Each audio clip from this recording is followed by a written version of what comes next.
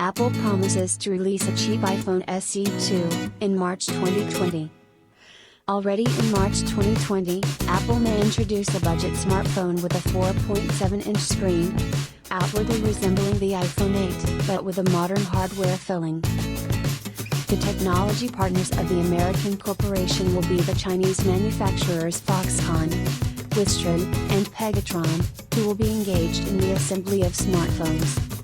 According to RG.ru with reference to Bloomberg, the successor to the iPhone SE2 will receive a regular Touch ID fingerprint scanner instead of Face ID, but the processor will be installed in it with the latest Apple A13 Bionic. Recall that the iPhone 8, which may become similar to the new budget employee of Apple, has noticeable indents along the edges of the screen above and below, while all smartphones of the Apple company, starting with the iPhone X model, are equipped with frameless screens.